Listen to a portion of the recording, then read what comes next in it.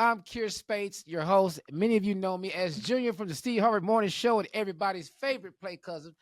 I am pleased to welcome to you to another episode of Living Your Life, a show that highlights families and individuals and people like me who are living life to the fullest in spite of sickle cell disease and sickle cell trait. I am joined, as always, by my co-host, man, my friend, world-renowned author, medical doctor, and sickle cell expert, Doctor for the People. Everybody, Dr. Corey Hebert, what's happening, man? It's your world, brother. How you doing? No, man, it's our world, man. We get to do this, man. I'm so proud of what we've accomplished so far. And you know what, Dr. Hebert, man, it's just really great to see that we put a specific spotlight on just sickle cell disease on this show. Yeah. We getting some traction. We getting some traction. And let me tell you something. It is a very unique time right now in the history of sickle cell because right now there's a lot of momentum, like we were talking about a little bit earlier. And I'm going to tell you this, we've got to keep the momentum because all these folks win all these awards, make all these therapies, and they do all this stuff. And then the patients don't ever get nothing. And we cannot allow that any longer. And the great thing about our show is, man, is that we don't just talk about sickle cell disease. We talk about actually putting the face to it so people can actually see who are the people who are really in this community. People they may recognize, people they may not recognize, people they may be introduced to for the first time. But it's the fact that we have a spotlight on people who actually take care of what it is we're doing. That's right. That's right. And then let me tell you something. These people they do it out of the kindness of their hearts because they ain't making millions of dollars. They're not No, look, they're not getting all those accolades, but they do it no, because the patient needs it. The patient population needs it. We've been neglected, and we can't allow this neglect to continue. It's actually criminal. Some of these things are actually criminal, and we can't allow it. So yeah. these people that are actually down there doing what they need to be doing, that's who we Mhm. highlight and spotlight on this show because they need to get their flowers while they're here. You know what I'm saying? And that's exactly what we do on Living Your Life. Well, you know what, Dr. Hebert? Today's episode is going to be amazing. I mean, we burst at the seams to chat with this super talented guest today because she is a distinguished figure in the healthcare sector, holding the roles of founder and CEO of Breaking the Sickle Cycle Foundation, Incorporated, and director of pharmacy for the Tennessee Department of Corrections. This is huge. I didn't even know all of this. She has so much to share with us about sickle cell and from so many different perspectives that she has asked us to do a 2 or 3 part series about everything with sickle cell to ensure that we get our whole complete message out. Now, I it's all like about that. sickle cell disease. See, Dr. I like Hebert, this. You got to these do are that. not my words. These are her words. Let me tell you something. Listen, You know when somebody says, say blood, check this out. yeah, I need a two, little more three, time because y'all be tripping. yeah. I need a little more time. I need a little more time. Nobody's ever done that in the history of the show. Yeah. If pharmacists had superpowers, then she's a superhero pharmacist who takes care of sickle cell water, and she actually cares. Please welcome to the show, Dr. Hebert, Miss Dr. Lametra Scott, pharmaceutical doctor extraordinaire. How you doing? I'm doing good. I'm doing good. Man, you laid it on real thick. So if they didn't know me now, they do know. Just a Well, tad you know bit. what? But Dr. Scott, nobody's ever asked me and Dr. Hebert to do a 2 or 3 part series. Nobody has ever said that. Well, it came out of the fact that people always try to cram sickle cell disease. They want me to come on and talk about sickle cell disease, but you only got 30 minutes. Do you know how much is involved in sickle cell disease? And there's no way you can cram it in 30 minutes because, first of all, you got to get most of the time your audience brought up to speed on what sickle cell disease is. So that takes up a lot of time. But to be honest with you, to cover the disservices that our society has done to the sickle cell community, it does require that. And sometimes your outlet may be the only outlet where people will get that information about, well, sickle cell disease is not just something that impacts your body, because yes, we all know that.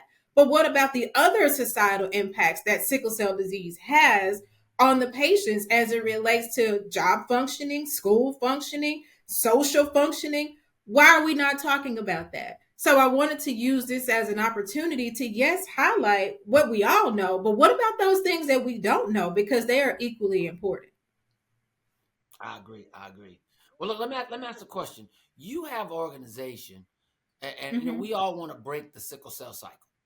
We Right. all want to do that, right? You want to do it so much you named your organization breaking the Break the sickle cell sickle. cycle.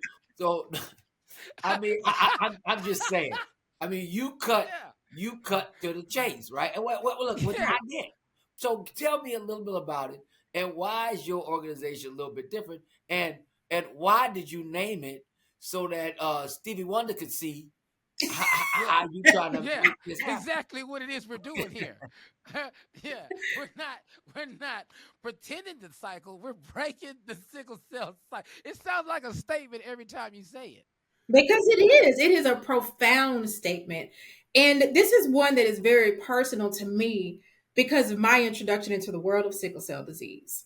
I named it Breaking the Sickle Cell Cycle because I was one of those, or still am, one of those 1 in 12 African Americans who carried the trait for sickle cell disease. But I didn't find that information out until after I was already pregnant with my son. And I was introduced to the fact that, oh, did you know you were a sickle cell trait carrier? And to me, that information blew me away because here I am in my mid 30s, and no one at any point in time in life had ever said anything to me about the possibility of having a sickle cell trait or what that even means to me. So, as I started doing research on how can we stop this? How can we prevent more children from being born with this horrible disease? And it all starts with education. It starts with educating people about one, what sickle cell trait is, what it means if you have it.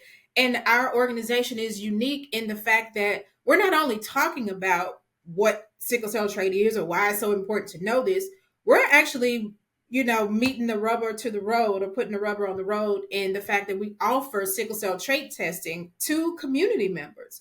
So, in the essence, the way that we break this cycle is through educating people about what their trait status is, what decisions that need to be made, what conversations need to be had with anybody that you become sexually involved with. Because all babies are not planned. We know this.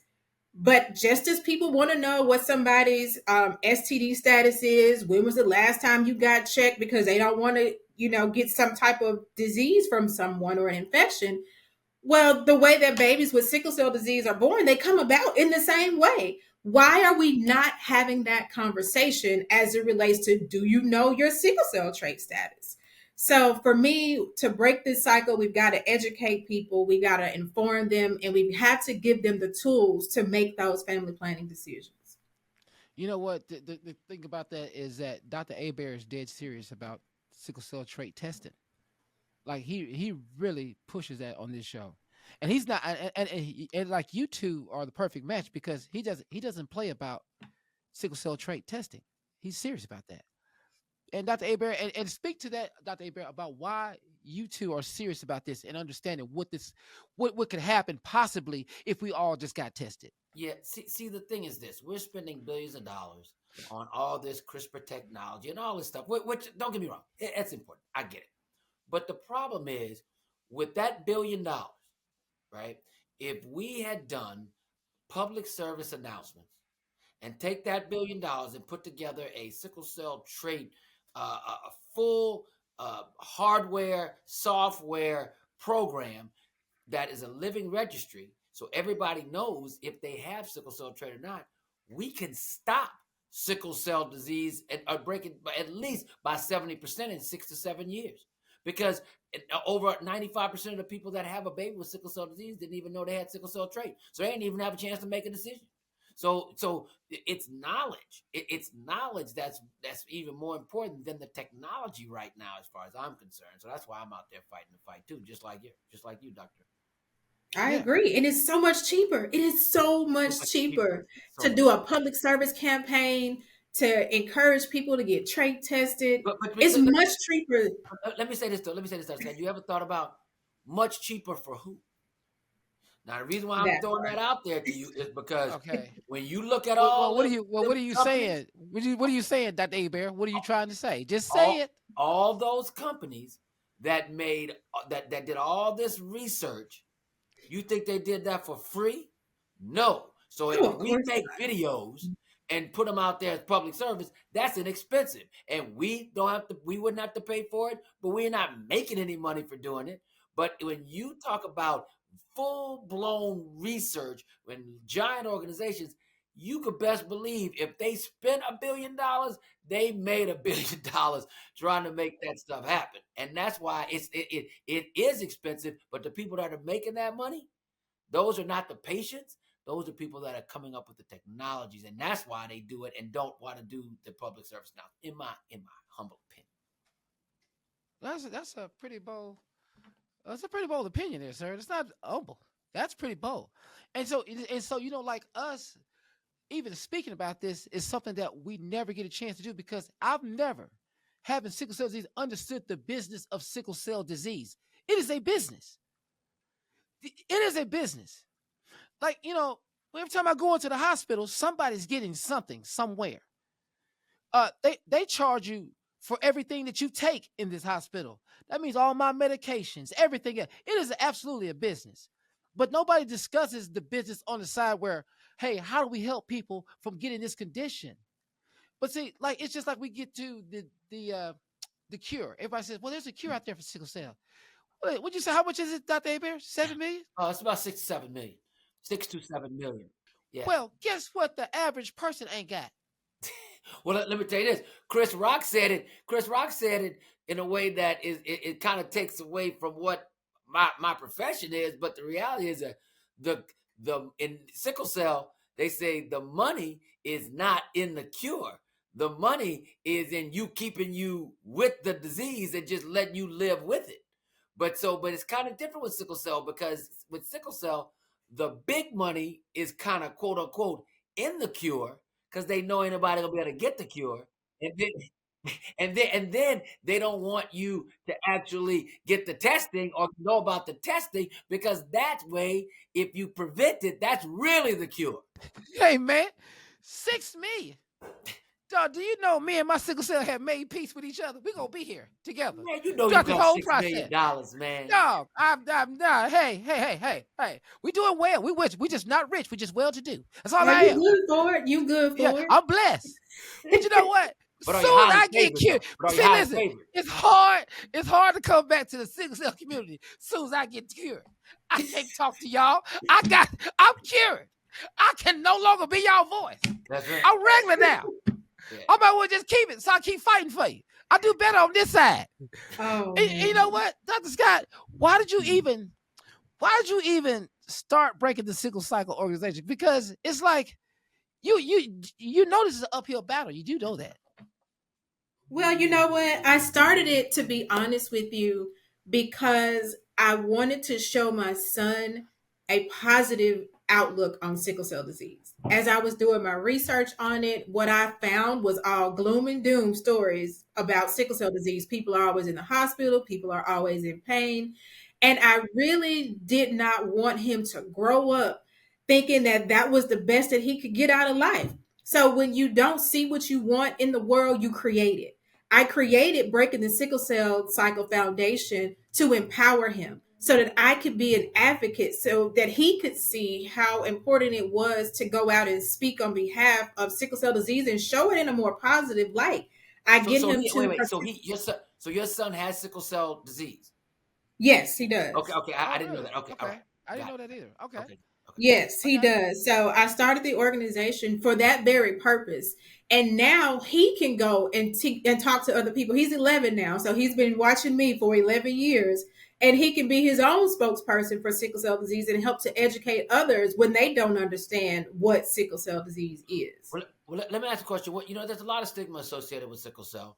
What, as a parent, have you felt as a stigma associated? I mean, I know you go to the ER all the time, go get the ceftriaxone, get the blood draws and all this kind of stuff. What is some of that you have experienced, like the stigma? What I will say, especially during hospital stays, when the treatment team comes around and they're looking to assess his pain, they see him in the room playing a video game. And they ask him what his pain level is, and he'll say a 10. And they look at him, are you sure it's a 10? He's like, yeah, it's a 10. We go out into the hallway, and they're asking me, how can it be a 10? He's playing the game. I said, that's a coping mechanism.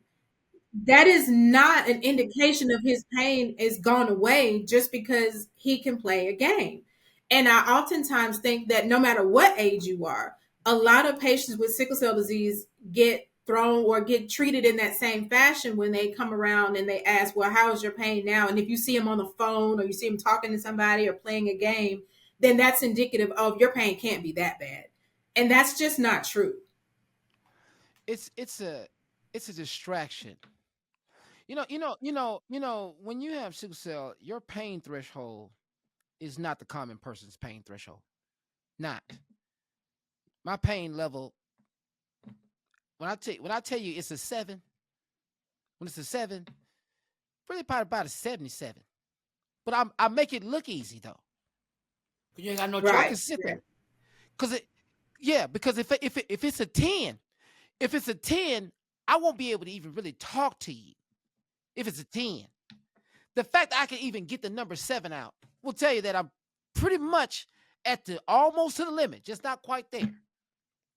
And then that's why we get called all these other things, because he's playing a game, because he don't want to focus on the pain. He's coping with it best he know how, and therefore he's a drug seeker. Come on now. Let's be honest now.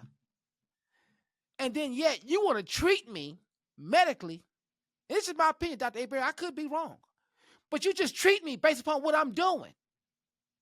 Well, it's like this. When a young boy is playing a video game, the issue with him is that he can zone out and kind of dissociate from the pain as much as a person possibly can. People do that all the time when they are trying to dissociate from mental or physical pain. You can dissociate from it, and that's why he's immersed in the game, because you know what wasn't going to happen, and this is the thing that makes me so mad about being in the hospital. Why was he in pain at all? Why are they coming in? Oh, we need to assess his pain and see. Oh, he's playing video games. Well, how did they get him out? How did he get out of him being a perfect analgesic balance to begin with? They should be coming more often, saying let's keep him out of pain. You see what I'm saying? So for them to come to him and say, "How's your pain?" and they say, he said 10 out of 10. The first date to be like saying, "Well, I guess we're not doing what we're supposed to be doing." So, Dr. Scott and Dr. Abraham, so when y'all are assessing people with sickle cell, when y'all see this, your treatment is very much different, Dr. Scott and Dr. Hebert, with people with sickle cell than most doctors, because they can't see what's actually happening in front of them. They don't understand what's actually taking place at this very same moment.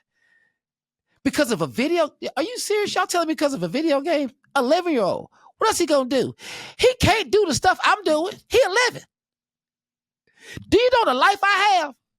I can see if I was on the phone. I tell you, my pain level 10. I'm taking a business call. You probably won't want to believe me, but he's 11. Yeah, he ain't got nothing else to do. He ain't got nothing else to do. Yeah. And Dr. Scott, so what is it like for you, Dr. Scott, as a pharmacist, dealing with patients with sickle cell? Like, what's a day like for you? I will tell you from a pharmacy standpoint, as we talk about pain, what I try to educate people on is to, one, notice the difference between your sickle cell pain and just regular pain, because they're different. They are not the same, and you don't treat them in the same way.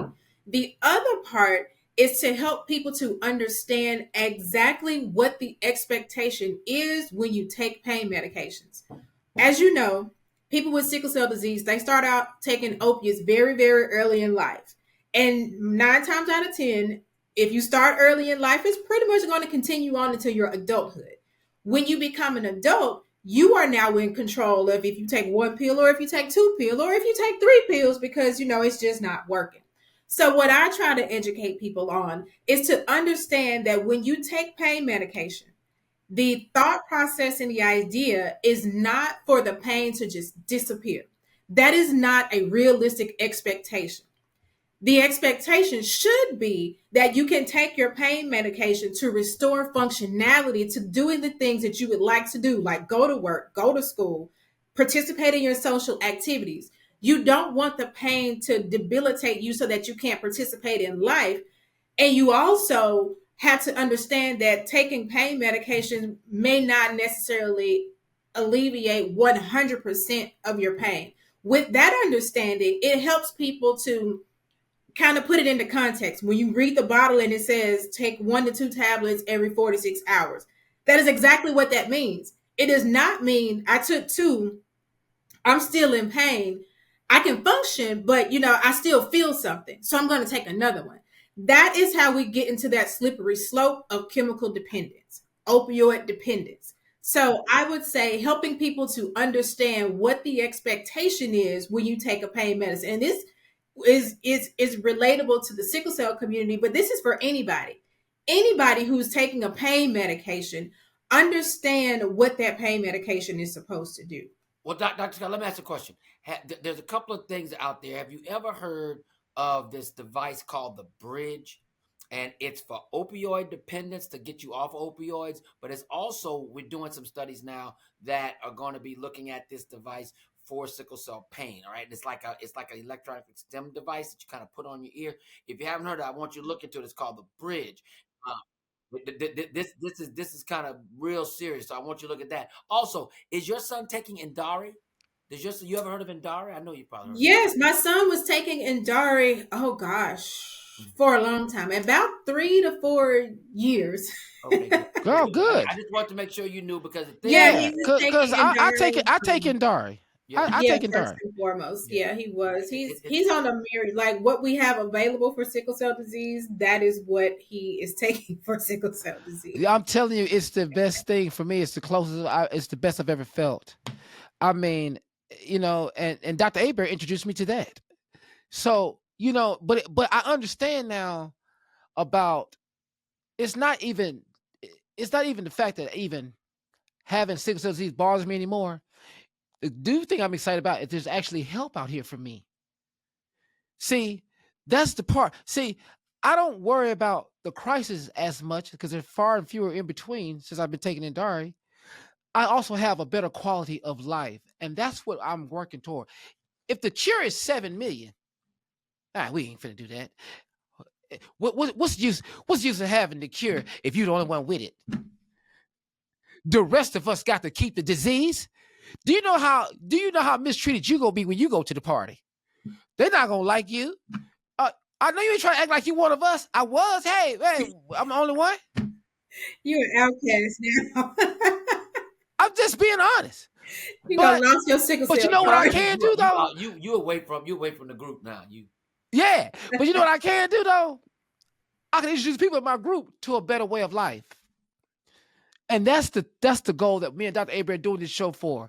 Today, you can see all these other people who are doing these wonderful things in sickle cell for a better way of life.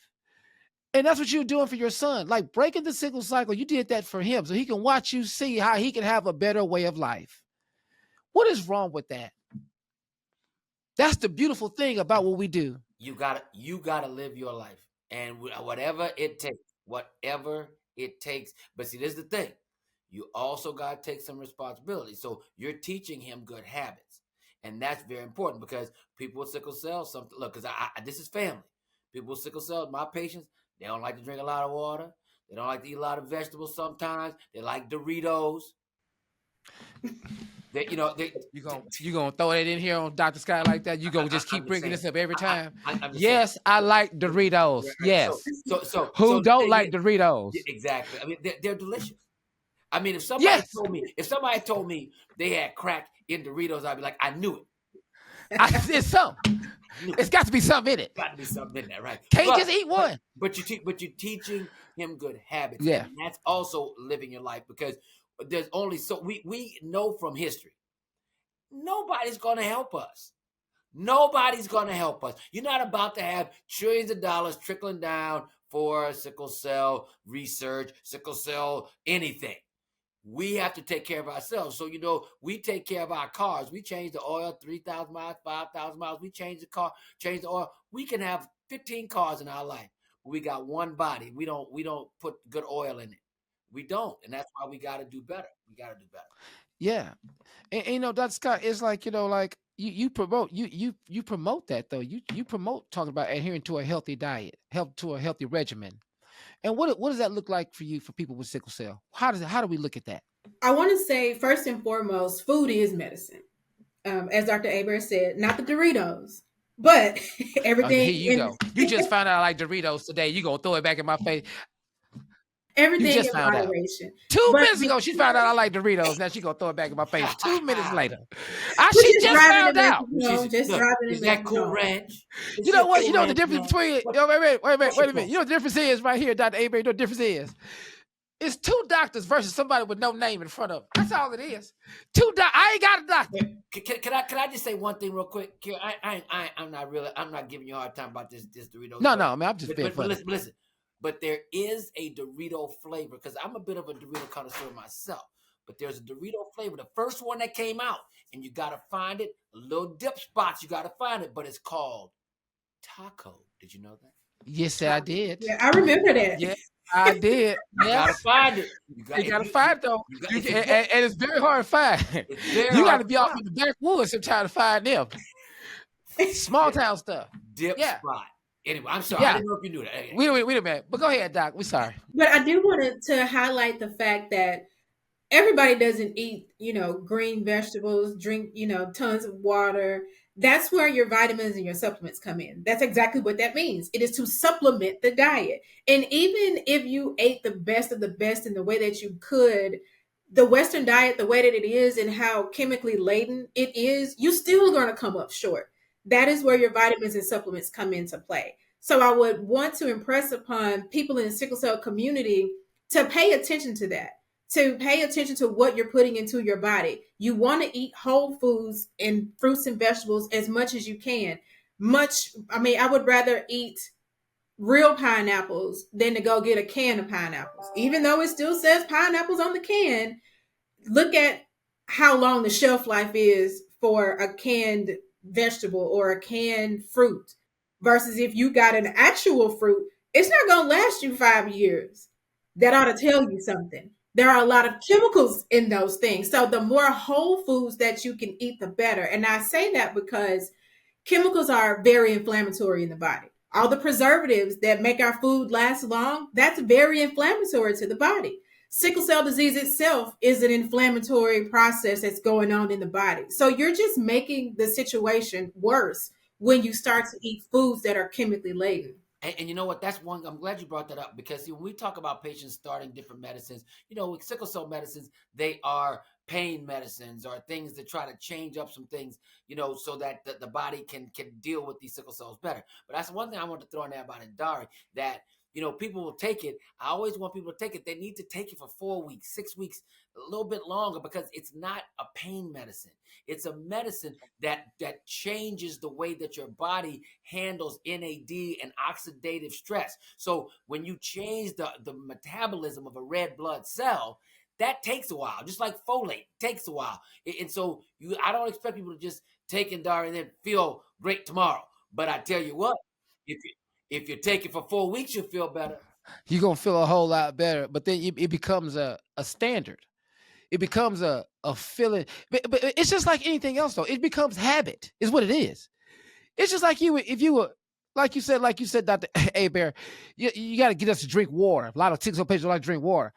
I don't know nothing else but to keep a water bottle. Everywhere I'm going. It's so natural to me to keep water. Why is that? Because they told me I have to hydrate and stay hydrated in everything.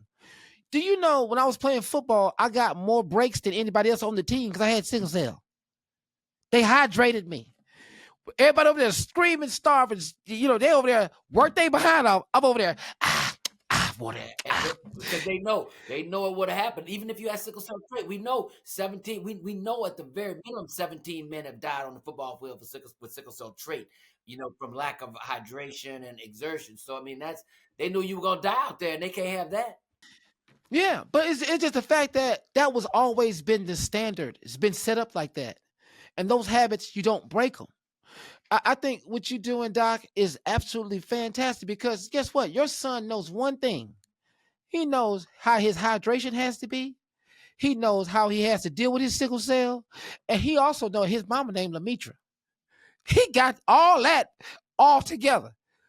That's one thing he does know. And let me tell you something. Can you just tell us right now? Just go ahead and just brag for a second, Ma. Tell me some of the great things your son does now. Oh, well, right now, he actually is playing basketball. And I say that because just like you said that you played football, initially when my son was a little bit small, I think he was about 3 or 4, he wanted to play soccer. And me being a new mom, I read all this stuff about what sickle cell kids can't do. And soccer was not on the list of things that was, doable. Neither was basketball because it was too highly aerobic. But I've always been one to kind of push the envelope and not ascribe to what other people have determined to be the future for my son's life. So we can try anything and we'll just see how it goes. So I can tell you that my son has done martial arts. He does swimming, and right now he's in basketball. Swimming. Yeah, Swimming. yeah. He's been swimming since he You a was good hell. little. We ain't supposed to be in the pool swimming. Kier don't like He swimming. living. Dog, you can't. Well, I'm just gonna tell you, he's been in the pool since he was 6 months old. So, but not. And you know we ain't supposed to be swimming. He's living his life. Well, you know what? He living his life already. He's living swimming. his life. Well, let me tell you this: if you're that mom, you search out pools that are heated. You ensure that the lifeguards, wherever he's going to swimming at, that they understand he has sickle cell disease and why these are things that we need to be looking out for while he's there. He has a wetsuit, so that's what I started him in. Here, I'm gonna buy you a heated wetsuit. I want you one.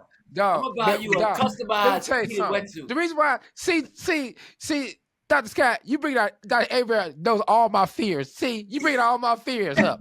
And he know I ain't been in the pool. I ain't been in the pool about 15, 20 years. I know. Well, you know what? It's about time to change that. We're going to knock you out. We're going to knock you out and put you in a custom I'm good. wetsuit. Hey, listen, you know, Mr. T didn't like flying. I don't like pools. This on the 18. I'm sitting right here behind the desk. I wish you would. You better not throw water on me. I'm telling you that right now. A pool, a wetsuit. This sounds too much like danger. But I'm proud of him though, because he's living his life. Yeah, he is. And I just did not want those limitations to be set on him. And he knows that when you get out of the pool, you don't sit in wet clothes. You dry off immediately and you get warm and you get changed. And he looks forward to every summer when he goes to summer camp. They get to swim every day. And he's living his best life. And I'm so proud of him in being able to do those things. And we're proud of you. We're proud of you too, Dr. Scott. We really are proud of you. And before we get out of here, Dr. Scott, if it's something you want to leave with the people that live with this disease and how to better live their life, what would Lametra Scott say? Not doctor, but Lametra Scott, the mother of a sickle cell patient. God did not give us the spirit of fear. We brought that on ourselves. So I would say if you have sickle cell disease, don't live in the spirit of fear. Live in the spirit of being informed. If there's anything out there that you want to do, find out how you can do it and do it well with sickle cell. That's my advice. That's great advice too. That's what it's supposed to be. I love it. God did not give us a spirit of fear. We brought that on ourselves. That's great. That's great wisdom from a mother who has a child with sickle cell disease. And guess what? That young man is living his life. And Dr. Scott, we just have to say thank you for coming on here and sharing. And you're the only one. This part one. Now, I don't know what we're going to do part 2 and 3, but this part 1, and we're so glad to have you, Dr. Scott. Thank you so much for coming on Living Your Life. This was actually a great conversation. And now, I don't like swimming and Doritos. So you found out everything about me. So I'm good. Dr. Hebert told you. That's my dude, though. I don't care what nobody say, man. We appreciate you coming on. Absolutely. We appreciate you coming on Living Your Life. Ladies and gentlemen, round of applause for Dr. Lametra Scott. Yes, sir. She did that. I'm going to tell you something. You made us proud today. I hope whoever sees this episode, that everything that you've given us today finds them in the best of spirits. We appreciate you so much, Dr. Scott. Thank you, guys. I appreciate it. Oh, no problem. Hey, everybody, that's it for us today, man. Dr. Hebert, we learned a lot today, didn't we? Oh, absolutely. We learned a lot about. Look, I know you can swim. I know you can swim with sickle cell. And now I found out I can go swimming. I know you're going to buy me a wetsuit. We found out. Got it. I don't know how I'm going to let another man buy me a wetsuit. Probably not going to do it. Probably not going to take it. I can't receive no wetsuit from no man. No. I'm not finna do that. No, That's don't not do me. that. It'll hit I the keep street. my sickle cells. Yeah. I see all my sickle cells to just be dry. Look, Wouldn't even be in there. Since there's social media, I'm sure people wouldn't know about it, so I wouldn't do it. It's all good. Thank you, Dr. Scott, for coming on part 1 of our series with Dr. Lametra Scott. We thank you so much. Thank you for coming on, living your life. Y'all have a great day. We'll see you next time.